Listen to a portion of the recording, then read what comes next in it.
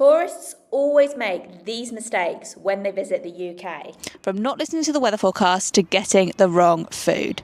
My name's Claire and I live in a touristy town in the UK, and I always see tourists making some certain mistakes time and time again. So in this video I'm going to go into all of them. So welcome to the beautiful little town of Exmouth in Devon. I'm just going to have a little cycle around and we're going to talk about some of these mistakes that tourists always make. First on my list of mistakes that tourists always make in the UK is just visiting London. So I see this all the time. People say they've been to the UK, they've seen the UK, and they've only visited the capital. Granted, this does happen for a lot of capital cities around the world, but there are so many amazing places in the UK outside of London. I actually run a travel website all about the southwest of England because I think it is an absolutely wonderful area. I live in Devon, Cornwall is amazing as well, and the city of Bristol absolutely has my heart. And there are also so many places in the north of England. I don't know that area as well, but I know in Yorkshire there's tons of national parks. There's the Lake District, there's a beautiful coast at Northumberland, and then you've got Wales, Scotland and Northern Ireland, which brings me on to my next point. So this isn't so much a problem that English people face with, but I know it is incredibly frustrating for Welsh, Scottish and Northern Irish people, and that is when people confuse England with the UK. So it is a bit confusing, I will give you that, but the UK is a sovereign state composed of England, Wales, Scotland and Northern Ireland. However, you definitely can refer to Wales and Scotland as countries as well. Northern Ireland, I'm not actually that sure. Drop me a comment and let me know. Obviously there are unionists and republicans in Ireland, some who want to be part of the UK, some who want a united Ireland. I'm not sure if anyone would refer to Northern Ireland on its own as a country. But like I say, want to respect all opinions. Let me know in the comments what you think about that. But the most important thing is that you don't refer to places in Scotland or places in Wales or places in Northern Ireland as England. So you can't say, oh yeah, I've been to England, I went to Edinburgh. That is a big no-no, and that is completely factually incorrect as well. And like I said, it doesn't really affect English people like me so much, but I know that it is incredibly frustrating for Welsh and Scottish people to not have their culture and identity recognised as much. Oh, the tide is high this morning. So another mistake that a lot of tourists make in the UK when they come to the beaches is not realising how much the tidal difference can be. So we are in Ireland, and that means that we can have some quite dramatic tidal differences. The Bristol Channel, which this isn't a part of, this is the ex-estuary, but the Bristol Channel has the third, I believe, highest tidal difference in the world. But we're the ex-estuary here, and the tide does go in and out a lot here as well. So you can see sort of parts of the river flowing here, but it goes even further out. I'll try and find a picture of low tide because it is really quite the contrast, but at the moment it is right in. So the reason why this is so important is because a lot of people go for walks along the beach, find a nice secluded cove, and then find that they're cut off when the tide comes in. So you've always got to be really, really careful with tide times.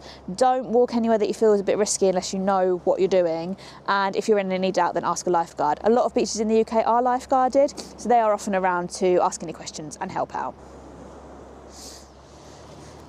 This is Rockfish, which is a really lovely seafood restaurant based in Devon. All of their fish comes from Brixham, which is literally 40 miles or so this way, so it's super locally sourced. And I don't actually eat fish myself, but everyone who I visited with who has had the fish has said it is very good. So outside these restaurants, we've got the beach over there as well. I did want to just talk about a little mistake that might sound a bit controversial, and this is to my American friends. So in the UK, I really would recommend not over tipping. I'm not saying don't tip at all. If you've had good service, you can absolutely leave a tip.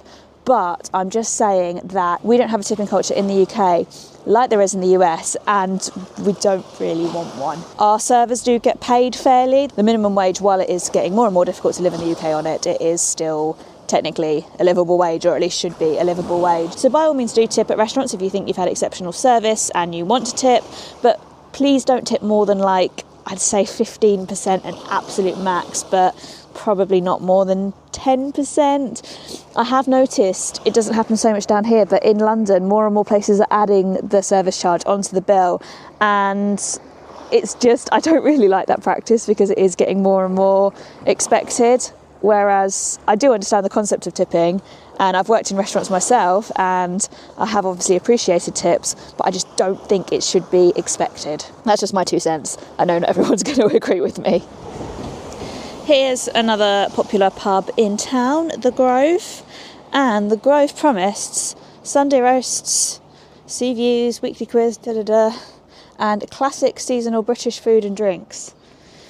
So, I offended a lot of people in my video about mistakes that tourists always make in London when I said that I didn't think British food was very good. British food remains not my favourite cuisine. I do like a Sunday roast, so I would definitely recommend not skipping out on a Sunday roast when you are in the UK. However, let's talk about drinks. I'd say this is probably a mistake that a lot of people from the US make just because they have a different meaning for this drink. But don't order a cider and expect like a apple flavoured, like an apple juice flavoured kind of drink, because while we do have cider, it is made from apples. A, it's not always sweet. B, it is alcoholic. And it is very popular in this part of the country. So cider is very much a West Country thing. You don't actually see it drunk that much outside of the West Country. I mean, you do, but it's very big here and very popular here. So do, by all means, go in and order a local cider. It can be sweet, it can be dry, and it is very popular if you're in this part of the country. Another mistake that tourists often make in the UK is presuming that we eat afternoon tea regularly. Afternoon tea is really a treat thing. We might eat it once or twice per year, if that, for like a birthday or a celebration or something. It's definitely not something that we do every day. But where I live down in the West Country, people do eat quite a lot of cream teas. Now granted, this is not something that everybody eats, but it is something that some people eat relatively often. And a cream tea, there should be a poster of it around here. So this is Bumble and Bee, and they sell what is allegedly the best cream tea in Devon. So a cream tea, as you can see here, is a scone with cream and jam on it, but it's very important that you put the cream and the jam in the correct order.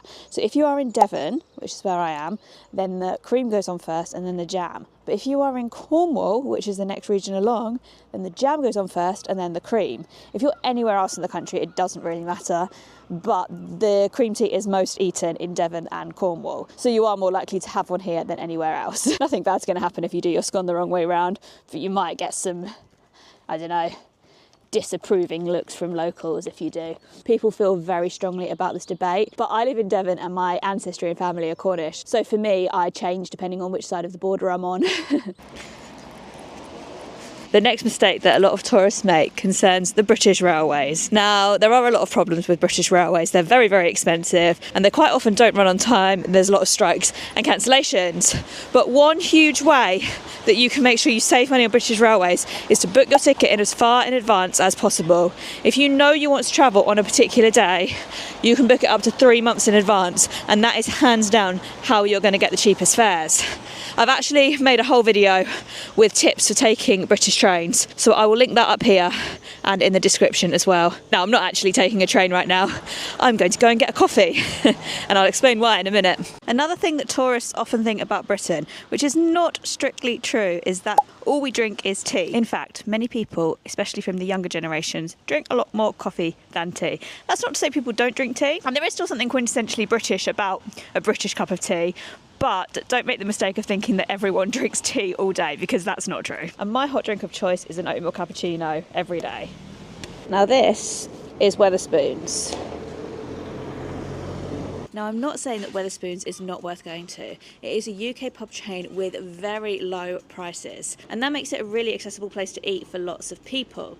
However, I would not recommend going to Wetherspoons and thinking that you've had a traditional pub experience. I do sometimes see international tourists coming to the UK and saying, oh yeah, I've been to a British pub.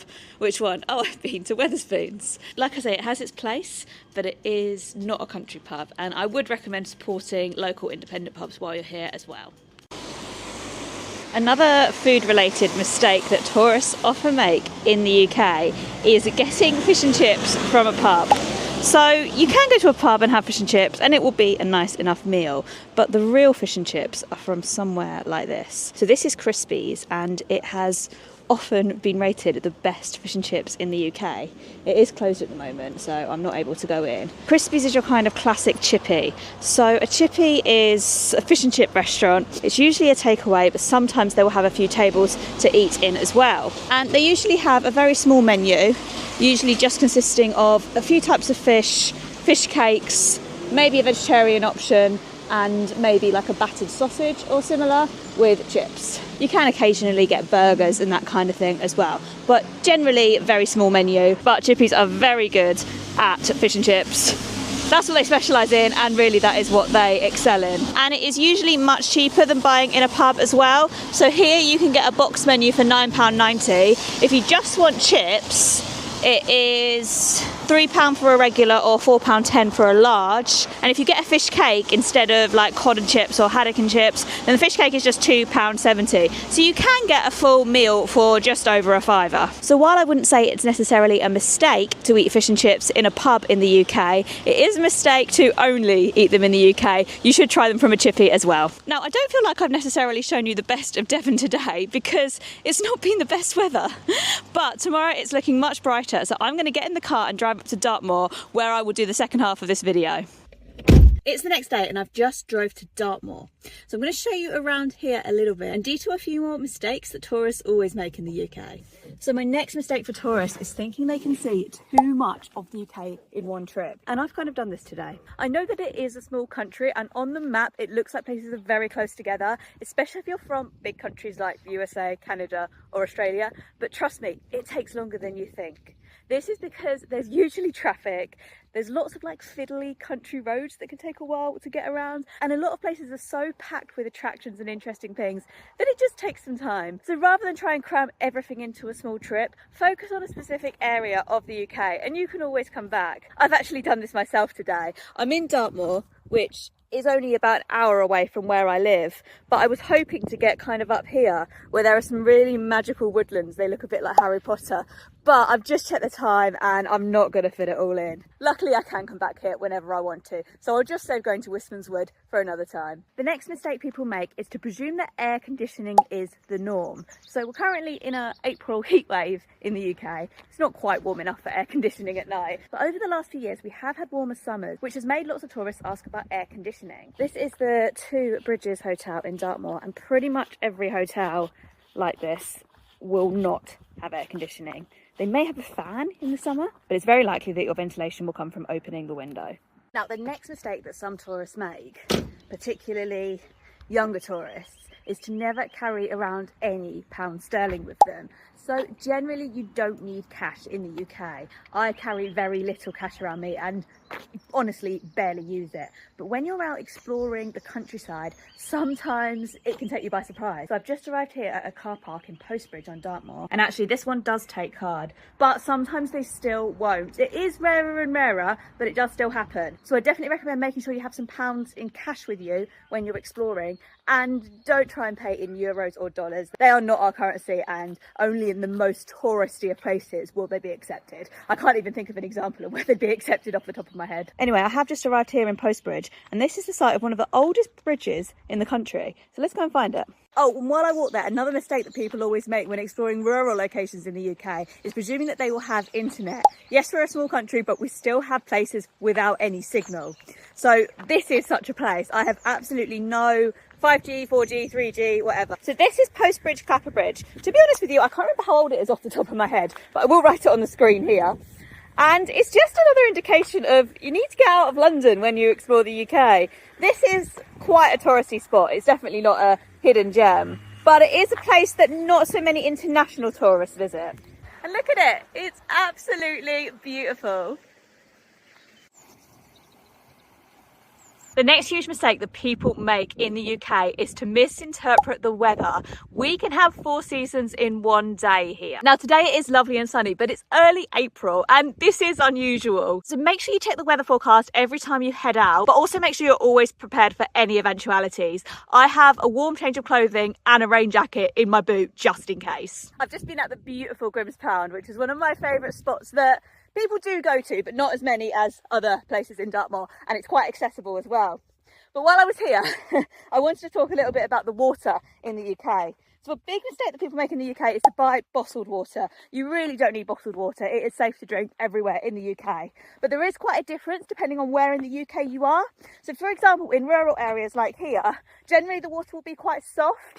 And I mean, I find the water in Devon to taste a lot nicer than the water in London. But that's just my personal preference. You might find that some of the waters in the cities might not be quite to your taste, but it is all drinkable, I promise. If you really don't like it, you can get filters and that kind of thing, which can make the taste a bit more palatable. I was looking for one more Dartmoor destination, but I can't seem to find it. The sun is going to be setting soon, so I think I am going to head back home. But the last mistake that I wanted to talk about that people do make sometimes when they visit the UK is presuming that everyone speaks like the Queen, or that everyone has that traditional RP accent. You can hear from my accent, I'm a weird mishmasher, a bit of Essex, a bit of South London, and I have a slight West Country twang with some things as well. That's also partly why I can't pronounce anything. The UK has such a range of accents in a really small country, and it's quite normal to not be able to understand everyone if they're talking really fast or using lots of slang, especially if English isn't your first language, but also if it is. Sometimes people struggle to understand me. So don't make the mistake of not asking people to repeat themselves or talk slower. I promise you, people won't be insulted. I am going to drive back home now, so I will finish off this video here.